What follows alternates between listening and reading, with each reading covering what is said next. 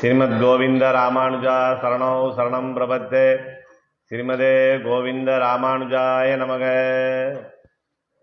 மார்கழி மாதம் திருப்பாவை நோன்பிலே இன்று நாம் 16வது நாள் நோன்பை நோற்று கொண்டிருக்கிறோம்.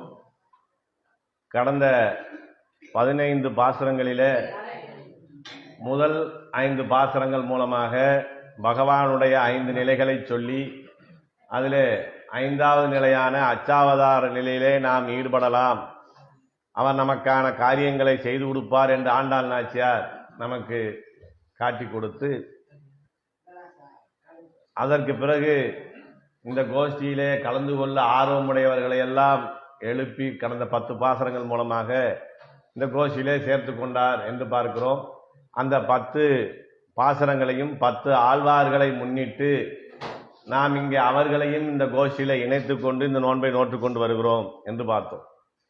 அப்போ முதல் 5 பாசுரங்கள் மூலமாக யாரிடம் சரணமடைய வேண்டும் என்பதையும், அதற்கு என்னென்ன செய்ய வேண்டும், எதை செய்யக்கூடாது என்ற விவரங்களை எல்லாம் நமக்கு தெரிவித்து, அதிலே விருப்பமுள்ளவர்களை எல்லாம் சேர்த்து இந்த 10 பாசுரங்களில் எழுப்பினார். ஆயர்பாடியிலே 5 லட்சம் வீட்டில் இருக்கிற பெண்கள் வந்து கலந்து கொண்டார்கள் என்று சொல்லுகிறோமே, 10 பாசுரங்களிலே அனைவரும் எழுப்பியதாக ஆகுமானா, அதனால ஆண்டாள் நாச்சியார் 5 லட்சம் பாசுரம் பாட முடியாது, அது ரொம்ப பெருசா போயிடும். ஆண்டாள் நாச்சியாருடைய நோக்கமே நமக்கு எளிமையாக இந்த வேதத்தை கொடுக்க வேண்டும் என்பதற்காகத்தான் 30 பாசுரங்களிலே சுருக்கி கொடுத்திருக்கிறார். அப்படி இந்த 10 பாசுரங்கள் எழுப்பியதே எல்லா பெண்களையும் எழுப்பியதாக நமக்கு அர்த்தமாகப்படுகிறது. இதற்கு பிறகு இந்த 16வது பாசுரத்திலிருந்து என்ன செய்கிறார் என்று பார்க்கிற போது, வாசல் காப்பான், கோயில் காப்பான், அதுக்கடுத்து நந்தகோபர், யசோதை, பலராமன், நப்பினை பிராட்டி, இவர்களையெல்லாம் ஒவ்வொரு பாசுரத்திலையும் முன்னிட்டு அவர்களையும் எழுப்பி அவர்களை முன்னிட்டு கொண்டு கண்ணனை எழுப்புகிறார்கள் என்று இனி வருகிற 7 பாசுரங்களிலே ஆண்டாள் நாச்சியார் நமக்கு தெரிவிக்கிறார்.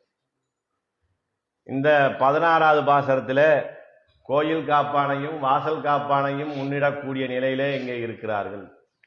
எதனால? கண்ணன் இசைந்திருக்கிற போது இவர்கள் நேரே கண்ணனிடத்திலே போய் சரணமடைய வேண்டியதுதானே. எதற்காக கோயில் காப்பான், வாசல் காப்பான், பலராமன், யசோதை, நந்தகோபர், நப்பினை பிராட்டி இவர்களை எல்லாம் முன்னிட்டு கொண்டு போய் நாம் கண்ணனை அடைய வேண்டும் என்று நமக்கு இங்கே ஒரு சந்தேகம் வரும். 2வது பாசுரத்தில் எதை செய்ய வேண்டும் என்று சொல்லுகிற போது, பெரியோர்கள் செய்யாததை நாங்கள் செய்ய மாட்டோம், அதனால செய்யாதன செய்யோம் என்று சொன்னார்கள். பெரியவர்கள் எவ்வாறு பகவானை சரணமடைந்தார்கள் என்று பார்க்கிற போது, வேதம் வல்லார்களை கொண்டு விண்ணோர் பெருமான் திருப்பாதம் பணிந்து என்று நம்மாழ்வார் சொல்லியிருக்கிறார். பகவானிடத்திலே நாம் போகிற போது நமக்கு முன்னே பாகவதர்களாக அடியவர்களாக பகவானுடைய அடியவர்களாக இருக்கக்கூடியவர்களை முன்னிட்டுத்தான் நாம் பகவானிடத்திலே போக வேண்டும் என்ற ஒரு நியதியை நமக்கு ஏற்படுத்தி கொடுத்திருக்கிறார். அதனாலே தான் நாம் பெருமானுடைய சன்னதிக்கு செல்லுகிற போது கொடிமரத்திலே தண்டன் சமர்ப்பித்து விட்டு சுற்றுப்பிரகாரத்தில் இருக்கக்கூடிய ஆழ்வார்கள், ஆச்சாரியர்கள், சக்கரத்தாழ்வார், நரசிம்மர், தாயார், ஆண்டாள் இவர்களையெல்லாம் முன்னிட்டு கொண்டு வந்துதான் நாம் பெருமாளை சேவிக்க வேண்டும். நேர பெருமாளை போய் சேவிச்சுட்டு பிறகு தாயார்கிட்ட போகக்கூடாது. அந்த முறையை நமக்கு ஏற்படுத்தி கொடுத்திருக்கிறார். ஏன்னா முன்னோர்களை முன்னிட்டுத்தான் நாம் பகவானை சரணமடைய வேண்டும் அப்படின்னு நம்மாழ்வார் சொல்லியிருக்கிறார். அதற்கு மேலே பகவானே பாஞ்சராத்திர ஆசிரமத்தை நமக்கு கற்றுக் கொடுத்திருக்கிறார், உபதேசித்திருக்கிறார். அதிலையும் என்ன சொல்லியிருக்கிறார் என்றால், சன்னதிக்கு நாம் போகிற போது அங்கே இருக்கிற துவாரபாலகர்களை முன்னிட்டு கொண்டு நாம் பகவானை அடைய வேண்டும் என்று சொல்லுகிறார். இதெல்லாம் எதற்காக? அதாவது பகவான் சுதந்திரன், நாம் சரணமடைந்தால் நம்முடைய கோரிக்கைகளை நிறைவேற்றலாம், நிறைவேற்றாமல் போகலாம். ஆனால் அவனுடைய அடியார்களையும் தாயாரையும் முன்னிட்டு கொண்டு போனோமானால் நிச்சயமாக நம்ம காரியத்தை நடத்தி கொடுப்பான் என்றுதான் இந்த முறையை நமக்கு கற்றுக் கொடுத்திருக்கிறார். இப்படிப்பட்ட உயர்ந்த விஷயமாக இருக்கிறது. நம்மாழ்வார் வேதம் தமிழ் செய்த மாறன் சடகோபன் என்று நம்மாழ்வார் இதை பற்றி சொல்லியிருக்கிறார். பகவானே பாஞ்சராத்திர ஆசிரமத்திலே சொல்லியிருக்கிறாரு. இதெல்லாம் இந்த ஆயர்பாடியிலே இருக்கக்கூடிய இந்த குழந்தை பெண்களுக்கு எப்படி தெரியும்? இந்த வழிமுறை இவர்களுக்கு யார் கற்றுக் கொடுத்தது என்று நமக்கு இங்கே ஒரு யோசனை வர வேண்டும். அப்படி வரும்போது அதை சொல்லுகிறார்கள். இதை இவர் இயற்கையாகவே அறியாதவர்களாக இருந்தாலும் கூட, கற்று அறியாதவர்களாக இருந்தாலும் கூட, இவர்கள் ஒரு வைணவ குடியிலே பிறந்ததனாலே இவர்களுக்கு இந்த ஞானம் இயற்கையிலேயே இருக்கிறது என்று சொல்லுகிறார். அப்போ நம்முடைய பிறப்பு எப்பை மேன்மை அடைந்ததாகிறது? நாம் எதை கற்றால் அது மேலான கல்வியாக இருக்கிறது. நாம் எந்த கைங்கரியங்களை, எந்த கர்மங்களை செய்தால் அது மேலான கர்மமாக இருக்கிறது என்ற 3 நிலையை தெரிந்தவர்களுக்குத்தான் இந்த ஒரு ஞானம் ஏற்படும் என்று சொல்லுகிறார். அப்போ இவங்களுக்கு என்ன செய்து? மேலான பிறப்பு பிறந்திருக்கிறார்கள். மேலான பிறப்பு என்பது என்ன? உயர்ந்த குலத்திலே பிறப்பது. நான் உயர்ந்த வர்ணத்திலே பிறந்தவன், இல்லை நான் தாழ்ந்த வர்ணத்திலே பிறந்தவன் என்கிற பாகுபாடெல்லாம் இல்லை. எது மேலான பிறப்பு? பகவத் சம்பந்தத்தோடு பிறக்கிற பிறப்பு தான் மேன்மையான பிறப்பு. அவர்கள்தான் உயர்ந்தவர்கள். பகவானோடு சம்பந்தம் இல்லாமல் இருந்தால் அது என்ன சொல்றார் ஆண்டாள் நாச்சியார்? இந்த பூமிக்கு பாரமாக இருக்கக்கூடியவர்கள், இந்த வையம் சுமப்பது வம்பு என்று சொல்லியிருக்கிறார். அதனால பகவத் சம்பந்தத்தோடு பிறந்த பிறப்பினாலே இவர்களுக்கு இந்த ஞானம் ஏற்படுகிறது. இப்ப பிறப்பு எதனாலே மேன்மை என்று தெரிந்து கொண்டோம். அதற்கு அடுத்தாற் போல எது கல்வி, நம்ம கற்பதிலே எது சிறந்தது என்று பார்க்கிற போது, எந்த பந்தத்திற்கு காரணமல்லாத கைங்கரியம் இருக்கிறதோ அதுதான் நமக்கு இங்கே உயர்ந்தது என்று சொல்கிறார். எல்லாமோ படிச்சிருக்கிறோம். எத்தனையோ கல்லூரிகளிலே எவ்வளவோ பணங்களை கட்டி பிள்ளைகளை படிக்க வைக்கிறமே, அதெல்லாம் அவர்களுக்கான கல்வியானா அது வாழ்வதற்குண்டான கல்வி. இது இந்த தேகத்தை வளர்ப்பதற்குண்டான கல்வி. இது நிறைவான கல்வி இல்லை. எந்த ஞானம் இருக்க வேண்டும் என்று சொன்னால், நமக்கு இங்கே பின்தொடர்ச்சி இல்லாத வாழ்க்கையை கொடுக்கக்கூடிய ஞானம் நமக்கு இருக்க வேண்டும். அதான் பிரம்ம ஞானமாகிற வித்தை. யார் பரமாத்மா என்று தெரிந்து கொண்டு நாம் ஆத்மா என்பதை அறிந்து இந்த ஆத்மா பரமாத்மாவுக்கே சொந்தம் என்கிற ஞானம் இருந்தால்தான் அவன் ஞானத்திலே பூர்த்தி. பேருக்கு பின்னாடி நிறைய போட்டிருக்காருங்க, பெரிய படிப்பாளின்னா அவர்கிட்ட இந்த பரமாத்மா யார் என்ற ஞானம் இல்லை என்றால் அவர் கற்ற கல்வியெல்லாம் வீண். அதுதான் உண்மையான கல்வி. அதற்கடுத்தாற் போல நம்ம எந்த கைங்கரியத்திலே ஈடுபட வேண்டும்னா, இந்த உலகத்திலே வாழ்வதற்காக நாம் எவ்வளவோ காரியங்களிலே ஈடுபடுகிறோம். அது நம்ம குடும்பத்தை காப்பதற்காகவும் நம்முடைய தேகத்தை காப்பதற்காகவும் நிறைய கைங்கரியில ஈடுபடுறோம். அதே எனக்கு போதும், நான் நிறைவா இருக்கேன், நல்லா சம்பாத்தியம் பண்ணேன், குடும்பத்தை சுகமா பார்த்துக்கிறேங்கிற நிலை மட்டும் நமக்கு போதுமா? அந்த கைங்கரியங்களே நமக்கு போதுமானா அது லௌகீகத்தான கர்மங்கள். நாம செய்ய வேண்டிய கர்மம் எப்படி இருக்க வேண்டும் என்றால் பகவத் ரூபமான கர்மமாக இருக்க வேண்டும். எவ்வளவு நம்ம சொந்த வேலை பார்த்து கொண்டிருந்தாலும் பகவானுக்கும் பாகவதர்களுக்கும் தொண்டு செய்வதற்கு சில நேரங்களை ஒதுக்கி அதிலே நாம் ஈடுபட வேண்டும். அந்த கர்மம் தான் நமக்கு சிறந்த கர்மமாக இருக்கிறது. அப்படிப்பட்ட கர்மம் செய்தால்தான் நம்ம இந்த பந்தத்திலே இருந்து விடுபட முடியும். இல்லைன்னா என்ன ஆகும்? நம்ம ஏற்கனவே சொன்ன மாதிரி அவங்க உயிர் போகாமல் இருக்கு, கொஞ்சம் மண்ணை கரைச்சி ஊற்றுங்க, முதல்ல சுரண்டி ஊற்றுங்கிற நிலைமை ஏற்பட்டு போகும். அதனால எது உயர்ந்த பிறப்பு? பகவானோடு சம்பந்தப்பட்ட பிறப்பே உயர்ந்த பிறப்பு. எது உயர்ந்த கல்வி? யார் பரமாத்மா என்று நாம் அறிய வேண்டுமோ அதை அறிந்தால் அது உயர்ந்த கல்வி. நாம் செய்யக்கூடிய கர்மங்களிலே கைங்கரிகளிலே எது சிறந்தது என்றால் பகவானுக்கும் பாகவதர்களுக்கும் செய்யக்கூடிய கைங்கரியம் மிக சிறந்தது. அப்படி இருப்பதனாலே தான் இந்த பெண்களுக்கு வேதத்திலே சொல்லப்பட்ட கருத்து கூட இயற்கையாகவே தெரிகிறது என்று இங்கே நமக்கு ஆச்சாரியர்கள் சொல்லுகிறார்கள். அப்படிப்பட்டவர்களோடு கூட இருந்தால் சாதாரண விஷயங்களை அறிந்தவர்களை காட்டிலும் இவர்கள் உயர்ந்தவர்களாக ஆகிறார்கள் என்று சொல்லுகிறார்கள். அப்படி ஆக முடியுமா? வேதம் படித்து சாஸ்திரம் படித்து அதை கரை கண்டவர்கள் எல்லாம் இருக்கிற போது நாம் இந்த 3 விஷயத்திலே மட்டும் தொடர்பு இருந்தால் நமக்கு உயர்வு ஏற்படுமா என்கிற சந்தேகம் வருகிற போது ஆளவந்தார் சொல்றார் பெருமாளிடத்திலே, பகவானே நீ வகுத்து கொடுத்த வைதிக விதிகளும் உன்னுடைய அடியார்களுடைய கம்பீரமான திருவுள்ளத்தை பின்பற்றி செல்லுகிறது. சாஸ்திரமெல்லாம் யாருக்கு பின்னாடி போகுது? அடியவர்களான உன்னையே சரணம் என்று அடைந்தவர்களுக்கு பின்னே போகுது. இது எப்படி போகுமா? மகாபாரத யுத்தம் தொடங்க இருக்கிறது. எந்த நாளிலே களபடி கொடுத்தால் வெற்றி கொள்ள வேண்டும் என்று யோசனை நடக்கிறது. எதிர்தரப்பில் இருக்கக்கூடிய துரியோதனன் இங்கே இருக்கக்கூடிய பாண்டவர்களிடத்திலே இருக்கக்கூடிய சகாதேவனிடத்திலே வந்து கேட்கிறார், எந்த நாளில் நான் பலி கொடுத்தா உங்களை வெற்றி கொள்ள முடியும்னு கேட்டேன். அவர் அந்த சாஸ்திர தர்மத்தின் அடிப்படையில் அமாவாசை என்று நீ பலி கொடுத்தால் உனக்கு அந்த வெற்றி கிடைக்கும் சொல்லிட்டார். யாரை வெற்றி கொள்றதுக்கு? இவங்களை வெற்றி கொள்றதுக்கு அவருக்கு அவர் நேரம் முடிச்சு கொடுக்குறார். பகவானிடத்துல விஷயம் போகிறது. என்ன பண்ணாரு? அமாவாசையை மாற்றி வச்சார். யாருக்காக? தன்னை சரணமடைந்த திரௌபதிக்காக அந்த அமாவாசையை மாற்றி வைக்கிறார். அப்போ பகவானை சரணடைந்தவர்களுக்கு பின்னாடி இந்த வைதிக விதிகளும் கம்பீரமாக செல்கிறது என்று ஆள வந்தார் சொல்லியது உண்மையான சொல்லாது. ரசவாதம் கற்றவன், முந்தைய காலத்தில் சித்தர்கள் இருப்பாங்க, ரசவாதம் சொல்லி கற்றிருப்பாங்க. அவர்கள் ஒரு பொருளை இது தங்கமாக வேண்டும் என்று அப்படி தொட்டால் அது தங்கமாக மாறிவிடும். இப்போ விற்கிற வேலைக்கு அப்படி சித்தர்கள்லாம் இருந்தால் நமக்கு ரொம்ப சௌகரியம். வீட்டில் இருக்க எல்லாத்தையும் கொடுத்து தொட்டு கொடுங்க சாமின்னு வாங்கிடலாம் போல இருக்கு. அப்படி ரசவாதம் கற்றவன் இருக்கிற இடத்துல அவன் தொடுகிற எல்லாம் பொன்னாமா போல இந்த பரமாத்மா யார் என்று உணர்ந்தவன் இருக்கிற இடத்துல அவன் சொல்லுகிற வார்த்தையெல்லாம் சாஸ்திரமாகிறது.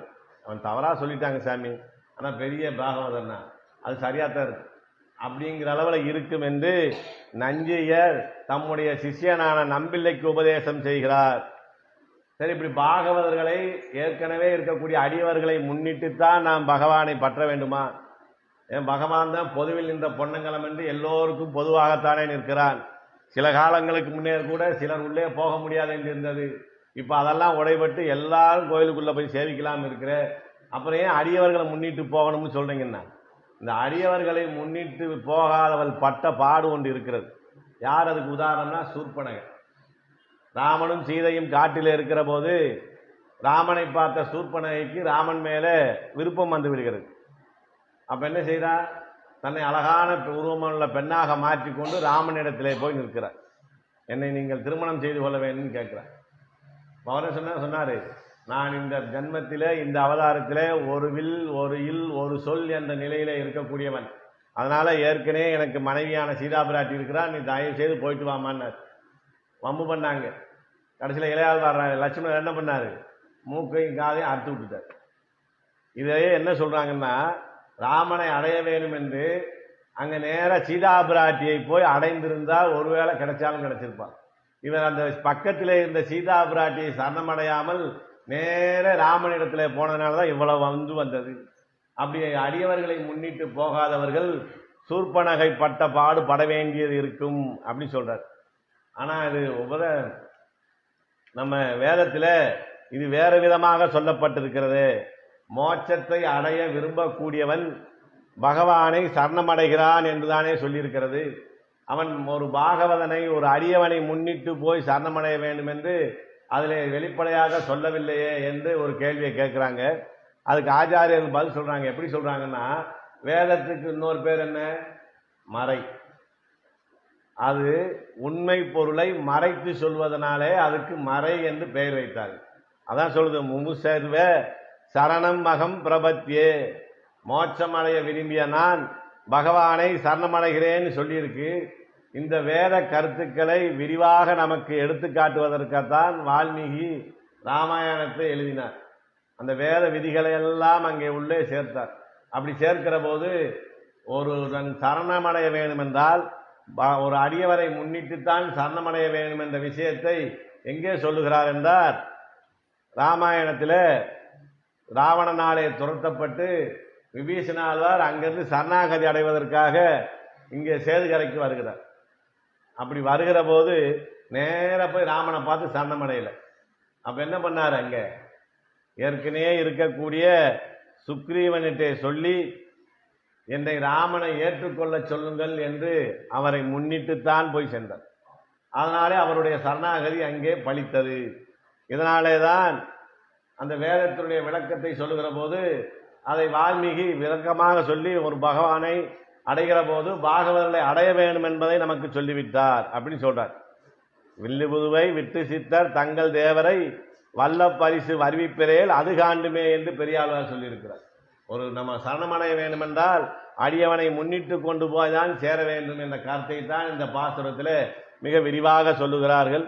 முதலிலே எடுத்தது போல இந்த மேலே சொன்ன விஷயங்களுக்கெல்லாம் விளக்கம் கொடுப்பது போல நாயகனாய் நின்ற நந்தகோபனுடைய கோயில் காப்பானே என்று கோயில் காப்பானை சரணமடைகிறார்கள். யாருக்காக சொல்றாங்க? நாயகனாய் நின்ற நந்தகோபனுடைய கோயில் காப்பானே. இது அப்படியே மாற்றி போடலாம். கோயில் காப்பானே, நாயகனாய் நின்ற நந்தகோபனுடைய கோயிலை காக்கக்கூடியவனே என்று கோயில் காப்பானை நாயகனாக சொல்லுகிறார். இதுல ரெண்டு விதமாகவும் பார்க்கலாம். நாயகனாய் நின்ற நந்தகோபன் சொல்லி பார்க்கலாம், நாயகனாய் நின்ற நந்தகோபனுடைய கோயில் காப்பானை என்று சொல்லியும் பார்க்கலாம். இங்க முதலில் யாரை பார்க்கிறோம்? கோயில் காப்பானை பற்றி பார்க்கிறோம். இவர்கள் பகவானே உலகத்துக்கெல்லாம் நாயகனாக இருக்கிற போது அவனை காக்கக்கூடிய அந்த கோயில் காப்பானை இவர் நாயகன் என்று சொல்லலாமா? நமக்கு தலைவர் யாரு? பரமாத்மா தானே. பரமாத்மாவை தானே நாயகன் என்று சொல்ல வேண்டும். இவர்கள் என்ன செய்கிறார்கள்? அந்த கோயில் காப்பானை, பகவான் இருக்கிற கோயில் காப்பானை போய் நாயகன் என்று சொல்லுகிறார்களே, அப்படி சொல்லலாமான்னா பகவானை யார் நமக்கு பெற்றுக் கொடுக்கிறார்களோ அவரை சரணமடைவதிலே தவறில்லை. சத்திரபந்துன்னு ஒருத்தர் இருந்தார். அவர் செய்கிறதெல்லாம் பாவம். கடைசியில் ஒரு ஆச்சாரியனை அடைந்து நாராயணா என்று பெரிய திருமந்திரத்தை சொல்லி மோட்சம் போயிட்டார். புண்டரீகன் ஒருத்தர் இருந்தார். அவர் தாய் தகப்பனுக்கு செய்ய வேண்டிய கைங்கரியங்கள் எல்லாம் புண்ணியங்களையே சேர்த்து வைத்திருந்தார். அந்த புண்ணியத்தையும் கழித்து அவரையும் பரமத்துக்கு சேர்த்தது ஆச்சாரியனுடைய சம்பந்தம். ஆக பகவானை அடைய வேண்டும் என்றால் அவரை ஏற்கனவே அடைந்தவர்களிடத்துல நாம் போவது தவறில்லை என்று சொல்லுகிறார். ஏன் அந்த சிறப்பை சொல்றாங்கன்னா, நாம் அடைய வேண்டிய இடம் எது? பகவானுடைய திருவடி. அந்த பகவானையும் பகவானுடைய திருவடியும் நமக்கு பெற்றுக் கொடுக்கக்கூடியவர் யார்? இவர்தான் பரமாத்மா.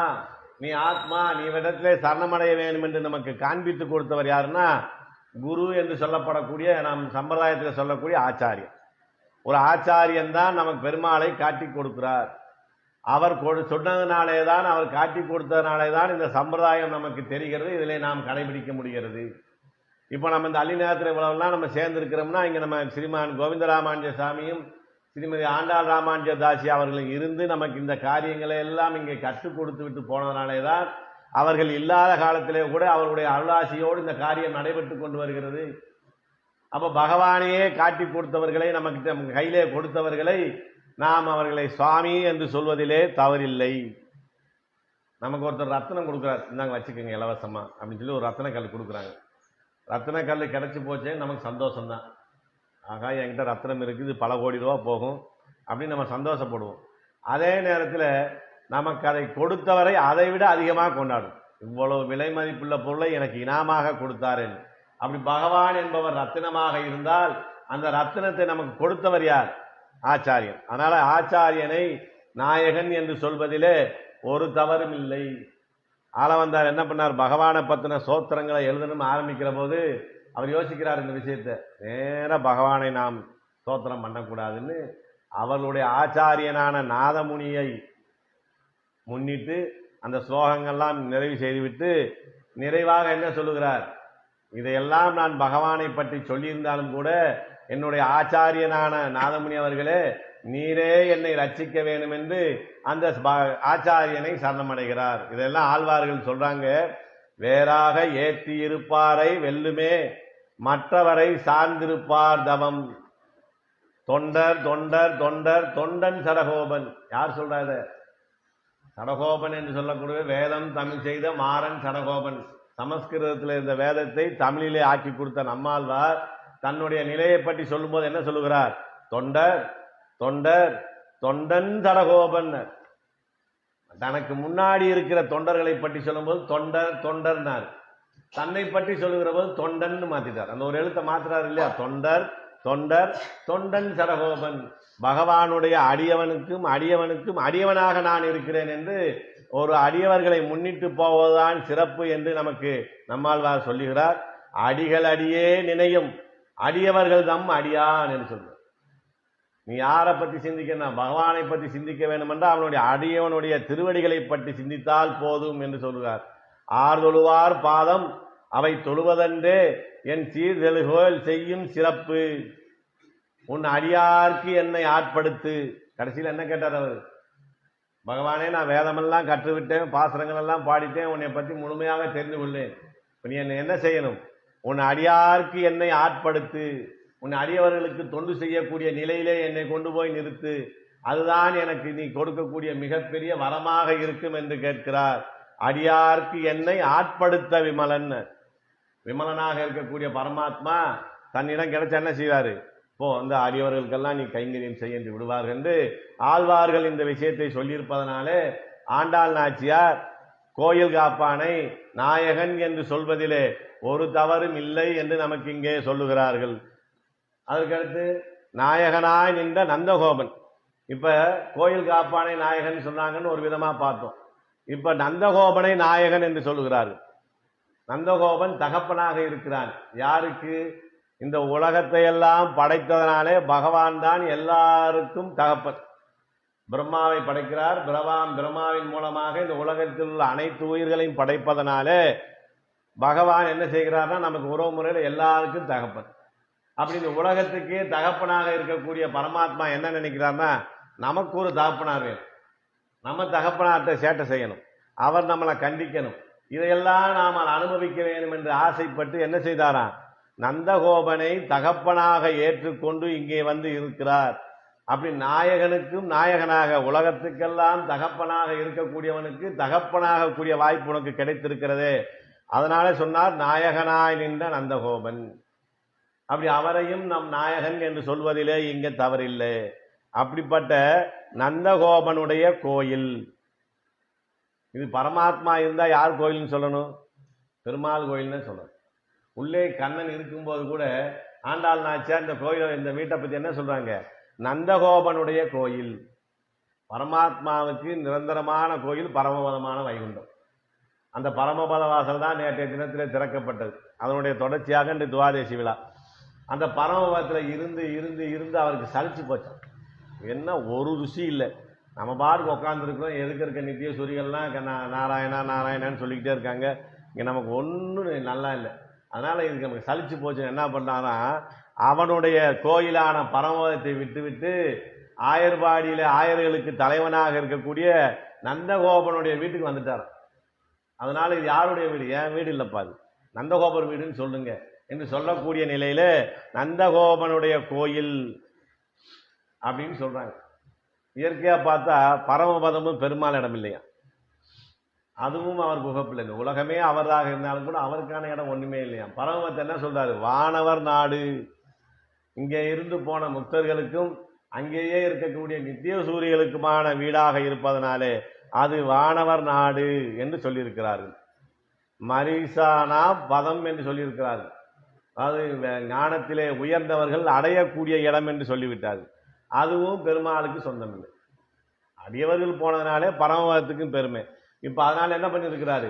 இதெல்லாம் வேணாம், நமக்குன்னு ஒரு வீடே வேணாம், நம்ம நேரா போய் நந்தகோபனுடைய வீட்டில் இருக்கலாம் என்றுதான் இங்கே வந்திருக்கிறான் என்று சொல்லுகிறார்கள். ஏன்னா அவர் எங்க இருந்தாலும் இளவரசனாக இருக்கிறார். வானில் இளவரசு என்று பெரியாழ்வார் சொன்னவர் நந்தகோன் இளவரசினர். நந்தகோபனுக்கு மகனாக இங்கே இளவரசனாக இருக்கிறான், ராஜாவாக இல்லை, இளவரசனாக இருக்கிறான். தசரதர் என்ன பண்ணார்? ராமனை இளவரசனாக்கினார். இந்த நிலையிலே தான் அவர்கள் வந்து பார்த்தார்களே. அவர் தனக்கென்று ஒரு தகப்பன் வேண்டும், நாமளும் அவர்களை எதிர்பார்த்து வாழ்வராக இருக்க வேண்டுமா. அதுக்கு தான் பெருமாள் ரொம்ப ஆசைப்பட்டார். நம்மையே எதிர்பார்த்து இந்த உலகமெல்லாம் வாழ்கிறது, நாம யாரையாவது எதிர்பார்த்து வாழக்கூடிய ஒரு நிலை வேணுமே, அதையும் நாம் அனுபவித்து பார்க்க வேண்டுமே என்றுதான் இங்கே வந்து நந்தகோபனுக்கு மகனாக பிறந்திருக்கிறார். இயற்கையாக கண்ணன் பிறந்தது யாருக்கு? வசுதேவனுக்கு தேவகிக்கு. இந்த பெருமையெல்லாம் யாருக்கு போய் சேர்ந்திருக்கணும்? வசுதேவனுக்கு தான் சேர்ந்திருக்கணும். ஆனா அந்த பெருமையெல்லாம் யாருக்கு கிடைத்தது? நந்தன் பெற்றிலன் வசுதேவன் பெற்றானேங்கிற. நந்தனுக்கு பிறந்ததோடு சரியா போச்சு வசுதேவனுக்கு. நந்தன் தான் முழுமையாக கண்ணனுக்கு தகப்பன் என்ற பெருமையை அடைந்தார் என்பதனாலே தான் நந்தகோபனுடைய கோயில் என்று சொல்லுகிறார். ஏன்னா அங்கேயும் பரமபதம் எப்படி இருக்கிறாராம்? வர்றவங்க பூரா ஞானிக, வந்தவங்க எல்லாம் கடை தேர்ந்தவங்க. இவர் என்ன செஞ்சுக்கிறாரா? அவர்கிட்ட தூக்கி கிரீடத்தை வச்சுட்டு அவங்க மடியில அவர் படுத்துக்கிறார். அதே போல இங்க நந்தகோபனுடைய மடியில தலையில கிரீடத்தை வைத்து விட்டு அவர் மடியிலே இருக்கிறார். அதனால பகவானாக விரும்பி நந்தகோபனுடைய கோயிலே இருக்கிறான் என்று சொல்லி கோயில் காப்பானே என்று கோயில் காப்பானை எழுப்புகிறார்கள். கோயில் காப்பானுக்கு ஏதாவது ஒரு பேர் இருக்கும். இவர்கள் குழந்தைகள் என்பதனாலே அவனுடைய பேர் இவர்களுக்கு தெரியவில்லை. அதனால என்ன செய்யறாங்க? அவர் செய்கிற தொழிலை வைத்து அவரை அழைக்கிறார்கள். நம்ம நடைமுறையில் வச்சிருப்போம். வீட்டில் சமயக்காரங்களை போட்டால் சமயக்காரம்மா, வீட்டுக்கு வேலைக்கு வச்சா வீட்டுக்கு வேலைக்காரம்மா அப்படிங்கிற ஒரு பேர் வச்சு அவங்களை கூப்பிடுறோமா இல்லையா? அதை போல என்ன செய்யறாங்க? நீ பகவானுடைய கோயிலையே காப்பவனாக இருப்பதுதான் உனக்கு சிறந்த பெயராக இருக்கும் என்று கோயில் காப்பானே என்று சொல்லுகிறார். ஞானத்திலே முதிர்ந்தவர்களை அவனுடைய ஊரை அடையாளப்படுத்தியோ அவனுடைய சாதியை அடையாளப்படுத்தியோ அழைக்க வேண்டியதில்லை. விஷ்ணு சம்பந்தத்தை கொண்டே அவர்களை அழைக்க வேண்டும். அதான் அவர்களுக்கு சிறப்பு. பெருமாளுடைய அடியவர் என்று சொல்வது சிறப்பு என்பதனால இவர்கள் என்ன செய்தார்கள்? கோயில் காப்பானே என்று அழைக்கிறார். இந்த உலகத்தை எல்லாம் காக்கக்கூடிய பரமாத்மாவான ஸ்ரீ கிருஷ்ணனையே காப்பவர்களாக நீங்க இருக்கிறீர்களே, காக்கும் இயல்பினன் கண்ணபெருமான். காப்பதையே தொழிலாக கொண்டிருப்பவன், அதையே கடமையாக கொண்டிருப்பவன் கண்ணபெருமான். அப்படிப்பட்ட கண்ணனை நீ காக்கிறாயே, இந்த கோயிலை காக்கிறாயே, கோயில் காப்பானே என்று சொல்லுகிறார். ஏன்னா நாங்கள்லாம் கம்சனால கண்ணனுக்கு மிகப்பெரிய ஆபத்து இருக்கிறது என்று வயிறெறிந்து இருந்தோமா. அதான் சொல்றாரு, போய்ப்பாடுடைய நின் தந்தையும் தாழ்ந்தான், பொறுதிரல் கஞ்சன் கடியன் காப்பாரும் இல்லை கடல் வண்ணா உன்னைன்னு நாங்கள்லாம் அவனை யார் காப்பாற்றுவாங்களோ கம்சனிடத்திலிருந்து ஒரு அர்த்தத்தோட இருந்தோமே. ஆனா கோயில் காப்பானே, உன்னை பார்க்கிற போது எங்களுக்கு அந்த பயமெல்லாம் நீங்கிவிட்டது. அந்த கண்ணனை நீ காத்து கொண்டிருக்கிறாயே, அது மிகப்பெரிய சிறப்பு உனக்கு என்று இங்க ஆண்டாள் நாச்சியார் தெரிவித்திருக்கிறார். கோயில் காப்பானே, பரமபதத்திலேயே பெருமாளை எந்த ஆபத்தும் இல்லாத இடத்திலேயே நித்திய சூரிகள் சூழ்ந்திருந்து பாதுகாப்பாக நிற்கிறார்களாம். அப்படி பரமாத்மாவுக்கு பரமபதத்திலே காவல் காக்கக்கூடியவர்கள் யார் யாராக இருக்கிறார்னா, கோளார்ந்த நெடுஞ்சார்ங்கம், கூணர் சங்கம், கொலையாளி, கொடுந்தண்டு, கொற்ற ஒல்வால், காலாந்த கதிர்கருடன் என்னும் வென்றி கடும்பறவை, இவை அனைத்தும் புறஞ்சூழ் காப்ப. இங்கு சொல்ல திவ்ய ஆயுதங்களும் யாடாழ்வாரும் சூழ்ந்து நின்று நித்திய சூரிகள் இத்தனை பேர் காத்து கொண்டிருக்கிறார்கள் பரமபதத்தில். அங்க இயற்கையாக அவருக்கு எந்த ஆபத்தும் கிடையாது. ஆனா அத்தனை பேர் காப்பாற்றக்கூடிய கண்ணனை நீ இங்கே தனி ஒருவனாக நின்று காப்பாற்றி கொண்டிருக்கிறாயே, அதனாலே உன்னிடத்திலே நாங்கள் கண்ணனையே யாசிக்கிறோம், நீதான் எங்களுக்கு சுவாமியாக இருந்து இதை பெற்றுத்தர வேண்டும் என்று கேட்கிறார்கள். இப்படி இவர் கேட்ட மாத்திரத்திலேயே அவருக்கு ரொம்ப குழுக்குழுன்னு ஆயிடுச்சு. உலகத்தையே காப்பாற்றக்கூடிய கண்ணனை நீ காக்கிறாய், பரமபத்தில் இத்தனை பேர் சேர்ந்து காப்பாற்றுற கண்ணனை நீ ஒருவனா காப்பாற்றுகிறாய்ன்னு சொன்னதுமே அவர் என்ன செஞ்சார்? மனமகிழ்ந்து ரொம்ப சந்தோஷத்துல நீங்க உள்ள போலாம்னு கண்ணிலேயே ஜாடை காட்டிட்டார். நீங்க கோயிலுக்குள்ள போலாம் அப்படின்னு உள்ள போறாங்க. அப்படி உள்ள போனதுமே அவங்க என்ன செய்யறாங்க? கொடி தோண்டும் தோரண வாசல் காப்பானே என்று அவரை எழுப்புகிறார். முதல்ல கோயில் காப்பான், மொத்த கோயிலையும் காப்பாற்றுறவர்கிட்ட அனுமதி வாங்கியாச்சு. இப்போ அதுக்கடுத்து இப்ப என்ன உள்ள போறாங்க? அந்த வாசலை காக்கிறதுக்கு ஒருத்தர் இருக்கிறார், அவரை காக்குறாங்க. அவரை கேட்கிற போது என்ன சொல்றாங்கன்னா, கொடி தோண்டும் தோரண வாசல் காப்பானே என்று. அந்த ஆயர்பாடியில இருக்கிற வீடெல்லாம் ஒரே மாதிரி இருக்குமா. தலைவராக இருக்கக்கூடிய நந்தகோபனுடைய வீடு பெரியதாகவும் மற்றவர்கள் வீடெல்லாம் சிறியதாக இருக்காதான். எல்லா வீடும் ஒரே மாதிரி இருக்கிறோமா. அப்ப இதுல எது நந்தகோபனுடைய வீடு என்று யாருக்கும் தெரியாமல் போய்விடும் என்பதற்காக கண்ணன் இங்கேதான் இருக்கிறான் என்பதை எல்லோரும் அறிந்து கொள்ள வேண்டும் என்பதற்காக அங்க கொடியும் தோரணமும் கட்டி வைத்திருக்கிறார்களாம். இதுதான் நந்தகோபனுடைய வீடு என்று இந்த இரவு நேரத்திலே வரக்கூடிய சிறுமிகள் தெரிந்து கொள்வதற்காக அப்படி கொடியும் தோரணமும் கட்டி வைத்திருக்கிறார் அப்படின்னு சொல்லி, அப்படி சொல்லிட்டு அப்படிப்பட்ட கொடி தோண்டும் தோரணம் வாசல் காப்பானே அப்படின்னு சொல்லி அவனை சரணமடைகிறார்கள். கண்ணனை சரணமடைய வேண்டும் என்று புறப்பட்டு விட்டு இப்படி மற்றவர்களெல்லாம் சரணமடையலாமன்னா, ராமனுக்காக எல்லா தேவதைகளையும் நமஸ்கரிக்கிறேன், ராமன் நன்றாக இருக்க வேண்டும் என்பதற்காக நான் யாரை வேணா வணங்க தயாரா இருக்கிறேன் என்று சொன்னது போல இவங்க என்ன செய்றாங்க?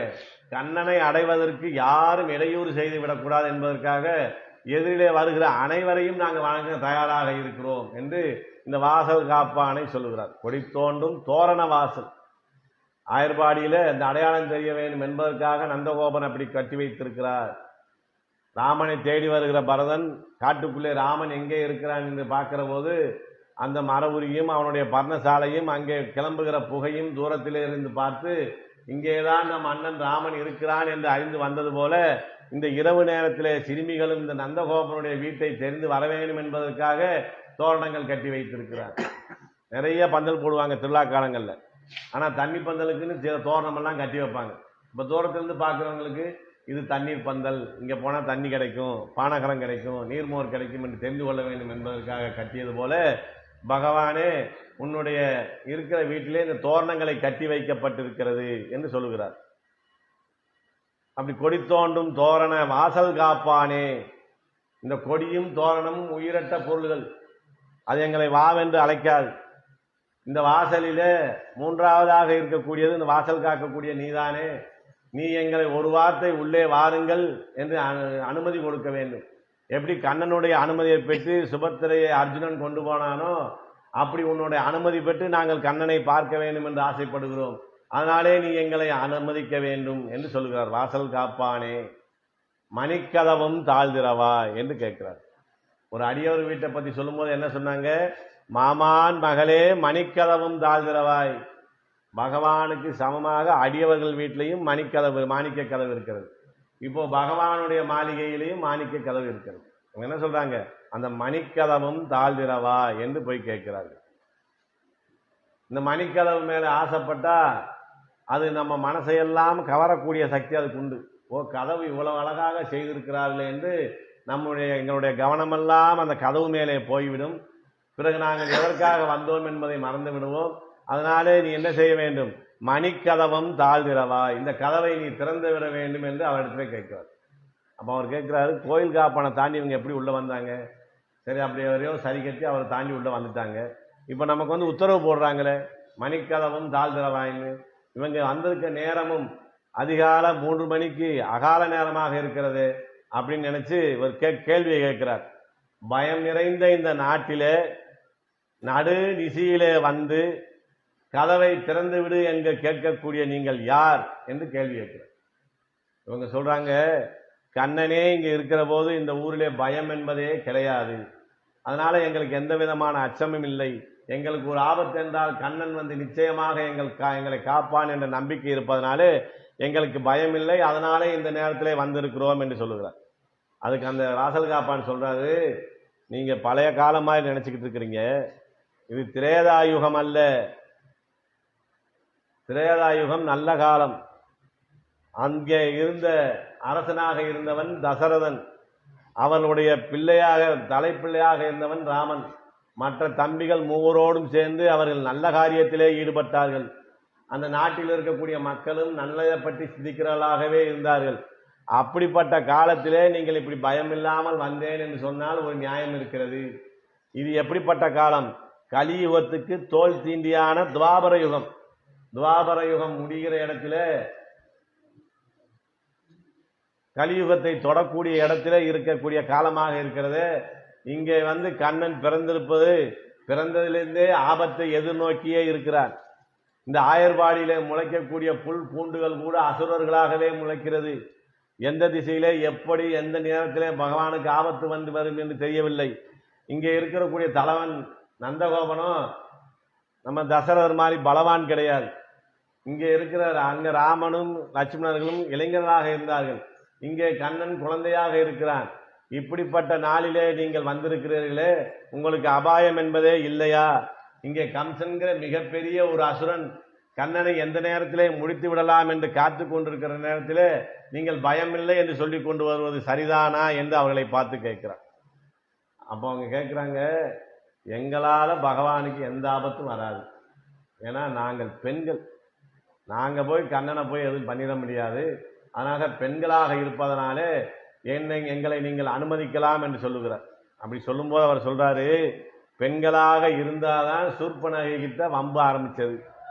அதுல இருந்து பெண்கள் வந்தாலும் நாங்க நம்புறதில்லை. என்ன ஏதுன்னு விசாரிச்சு தான் உள்ள விடுவோம். அதனால நீங்க பெண்களாக இருப்பது மட்டும் ஒரு காரணமாக எடுத்துக்கொண்டு உங்களை உள்ளே அனுமதிக்க முடியாது என்று சொல்லுகிறார். அப்ப அவங்க சொல்றாங்க, சூர்பனக மாதிரி நாங்க ஒன்றும் ராட்சசி இல்லையே, நாங்கள் ஆயர்பாடியில் இருக்கக்கூடிய இடைப்பெண்களாச்சேன்னா.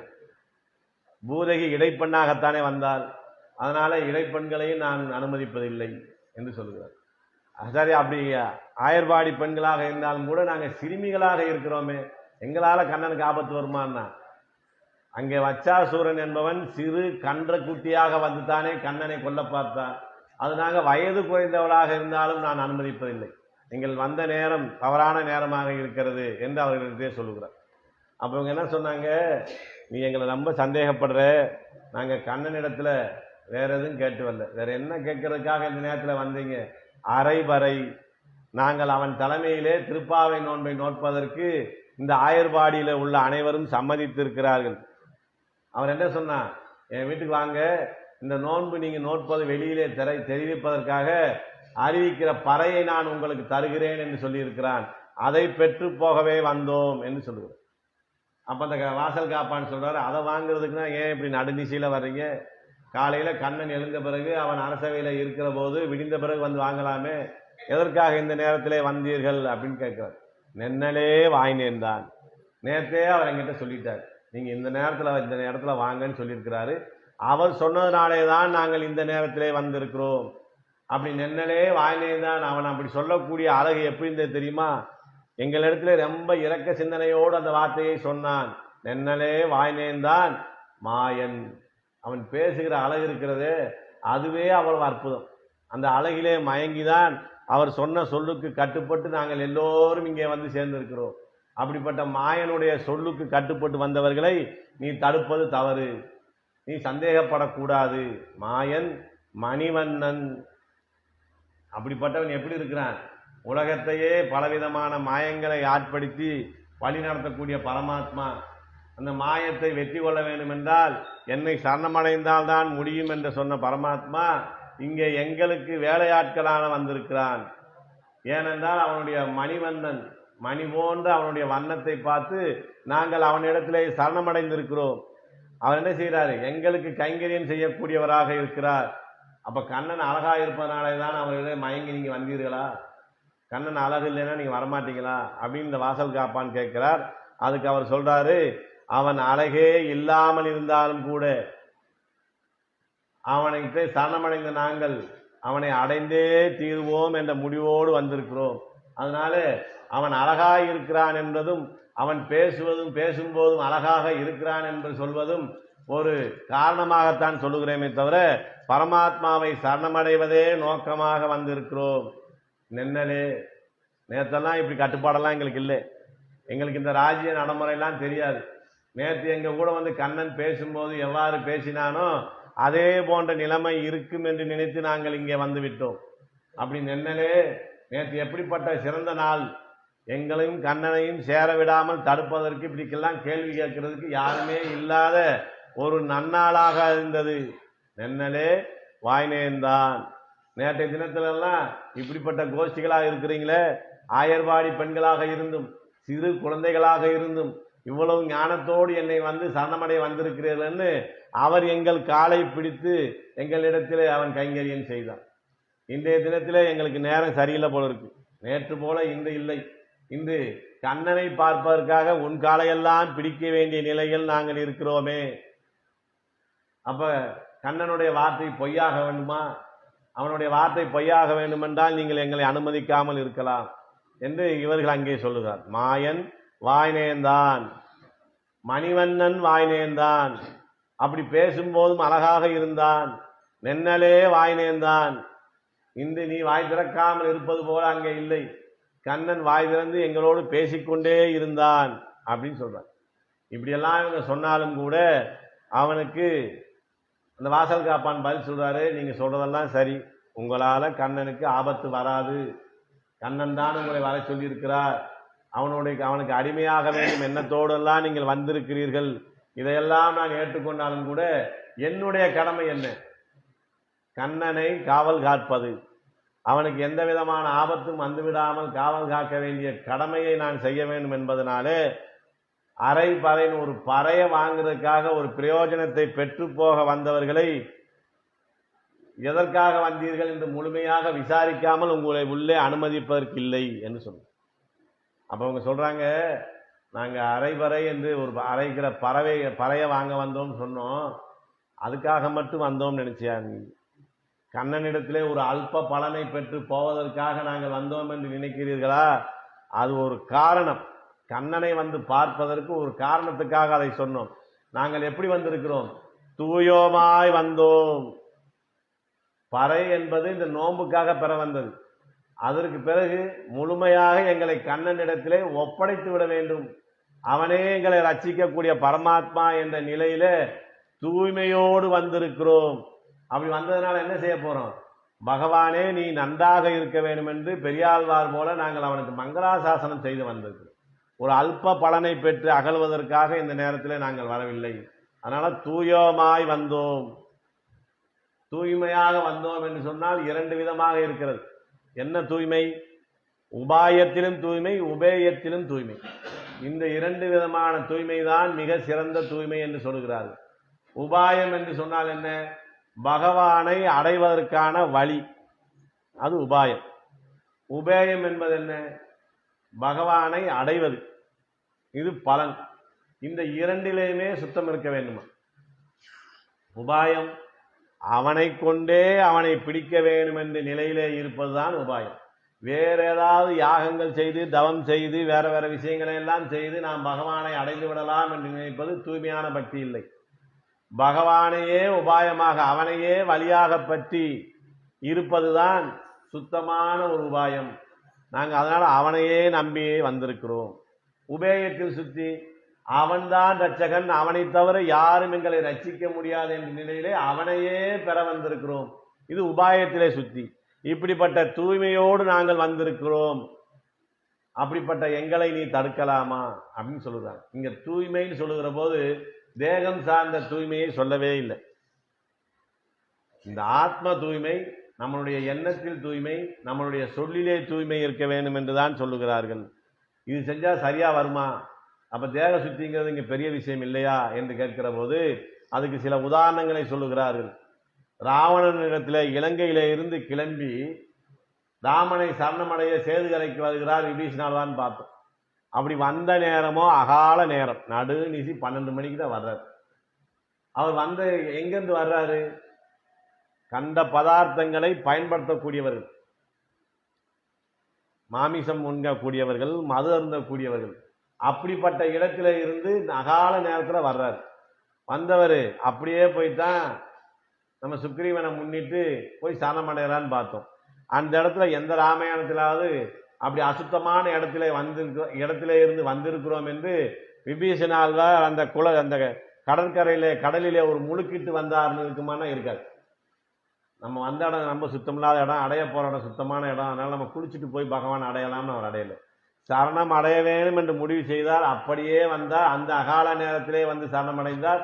அந்த சரணாகதியை ராமன் ஏற்றுக்கொண்டான். அர்ஜுனன் கூடயே இருக்கிறான். அப்பெல்லாம் பகவான்னு தெரியல. யுத்த காலத்துல போய் நிற்கும் போதுதான் இவருக்கு பல குழப்பம் வருது. எதிர்க்க இருக்கங்கெல்லாம் நம்ம உறவினர்களே, இவர்களெல்லாம் நம்ம கொல்லலாமா, கொன்னா பாவம் வருமா, நமக்கு ஏதாவது பாதிக்குமாங்கிற எண்ணம் வரும்போதுதான் இந்த சந்தேகத்தை யார்கிட்ட கேட்கலான்னு பார்க்கிறார். பக்கத்திலே சாரதியாக உட்கார்ந்து இருக்கிறார். அந்த கண்ணனிடத்திலே போய் சரணமடைகிறான். அப்போதுதான் இவர் பரமாத்மா என்கிற நினைவே அர்ஜுனனுக்கு வருகிறது. கொலைக்களம் குருச்சேத்திர களத்திலே பல உயிர்களை பழிவாங்கிய இடத்துல, இன்னும் பழிவாங்க போகக்கூடிய இடத்துல அப்படியே சரணமடைந்தான். அந்த சரணத்தை அப்படியே ஏற்றுக்கொண்டார். இல்ல அர்ஜுனா, இது கொலைக்களமாக இருக்கிறது, இது தூய்மை இல்லாத இடம், வா உனக்கு நல்ல இடமா போய் கூப்பிட்டு போய் உனக்கு உபதேசம் பண்ணிட்டு திருப்பி இங்கே கூப்பிட்டு வரேன்னு சொன்னா, யுத்த காலத்தை விட்டு அர்ஜுனன் பயந்து ஓடிவிட்டான் என்று வந்து விடுமே என்பதற்காக ஏதோ ஒரு இடம் அவன் சரணமடைந்ததே போதும் என்று அங்கேயே அவனுக்கு பகவத்கீதையை உபதேசம் செய்தார். தர்மர் சூதிலே திரௌபதியை தோற்று விடுகிறார். அதனால அந்த திரௌபதியை என்ன பண்றாங்க? துரியோதனுடைய உத்தரவினாலே துச்சாதனன் சென்று இழுத்து வருகிறார் சபைக்கு. அப்படி வருகிற போது பெண்களுக்கே ஏற்படக்கூடிய அந்த வீட்டுக்கு விளக்கமாக இருக்கக்கூடிய நிலையிலே ஒற்றை ஆடையோடு இருக்கிறார். அப்போ திரௌபதி சொல்லுகிறார், நான் பெரியவர் முன்னே வரக்கூடாது, நான் ஒற்றை ஆடையோடு இருக்கிறேன், என்னை அழைக்காது என்று சொன்னாலும் கூட கேட்காமல் தலைமுடியை பிடித்து இழுத்து கொண்டு வந்து சபையில நிறுத்தி அவள் அணிந்திருந்த அந்த ஒற்றை ஆடையையும் உரிய வேண்டும் என்ற நிலையிலே இருக்கிறார். அப்போது தன்னை காப்பாற்றிக் கொள்ள எவ்வளவோ முயற்சி செய்து பார்த்தால் முடியவில்லை. அங்கே இருக்கக்கூடிய குலகுருவிலிருந்து தன் பாட்டனாரிலிருந்து தன் மாமனார் வரை அனைவரிடம் கேட்டார், அவர்களும் காப்பாற்றவில்லை. அங்கே இருந்து 5 கணவன்மார்களாலும் காப்பாற்ற முடியவில்லை. தன்னைத்தானே காப்பாற்றிக் கொள்ள முடியவில்லை. அச்சுதா நிலையா கோவிந்தா புண்டரிகாச்சார் அச்சமாம் சரணாகதாம் என்று 2 கைகளையும் கூப்பினார். கூப்பிய மாத்திரத்திலேயே அங்கே சரணாகதி செய்து அவருக்கு புடவையாக சுரந்தான் கண்ணன். இல்லம்மா, நீ இப்ப சுத்தமில்லாம இருக்கிற, ஒரு 3 நாள் 5 நாள் போகட்டும், அப்புறம் வந்து நான் ரட்சிக்கிறேன்னு சொன்னா அந்த ரட்சகத்தினால பிரயோஜனம் இல்லை.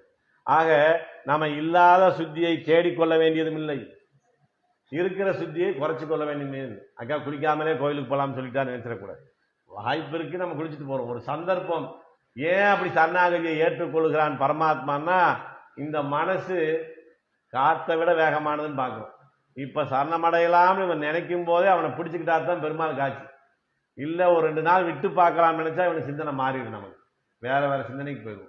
அதனால நாம் எந்த நிலையிலே எந்த இடத்திலே எப்பொழுது அகால நேரமாக இருந்து எப்போதாவது நினைத்து நாராயணா என்று நாம் சரணமடைந்தால் அப்போதே நம் சரணத்தை ஏற்றுக்கொள்கிறான்.